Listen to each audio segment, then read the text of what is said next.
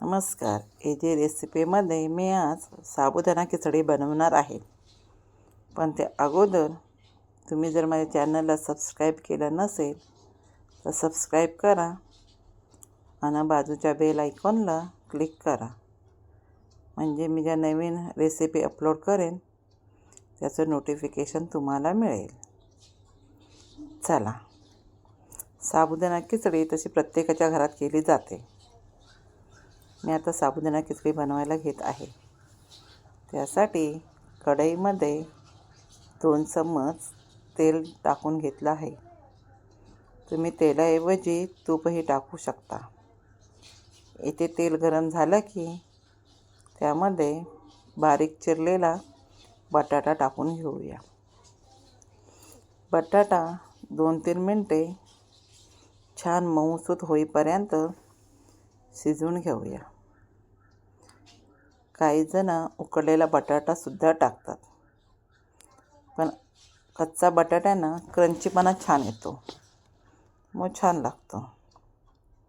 बटाटा मऊ झाला की काढून घेऊया आणि त्याच तेलामध्ये शेंगदाणे टाकून घेऊया.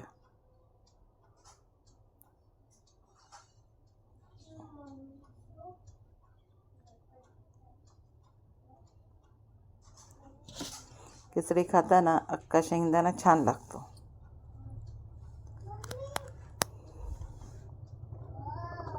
शेंगदाण्याचा रंग बदलला की शेंगदाणेसुद्धा काढून घेऊया.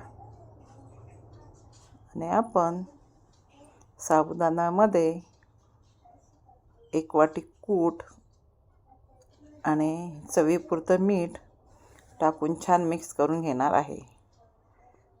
असं केल्यानं साबुदाण्याला कूट आणि मीठ सम प्रमाणात लागतं आणि त्यामुळं खिचडी व्यवस्थित होते, चिकट होत नाही.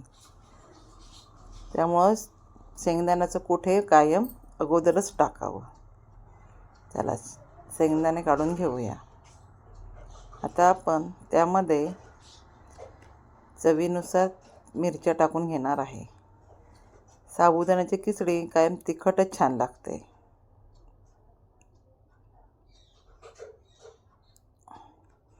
म्हणून मी जरा जास्तच मिरच्या घेतल्या आहे. कमी तेलात साबुदाणा खिचडी बनवायची, म्हणजे अजिबात चिकट होत नाही.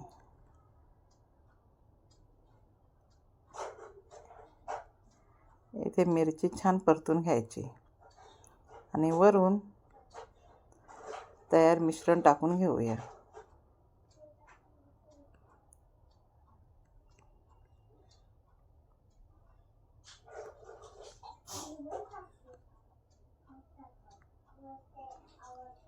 मिश्रण छान हलवून घेऊया.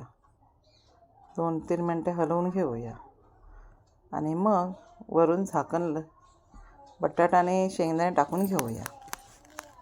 ते छान हलवून घेऊया. साबुदाणा परतून झाला की 3-4 मिनटासाठी झाकण ठेवूया. झाली आपली साबुदाणा खिचडी तयार. आणि आवडल्यास लाईक करा, शेअर करा आणि कमेंट करा.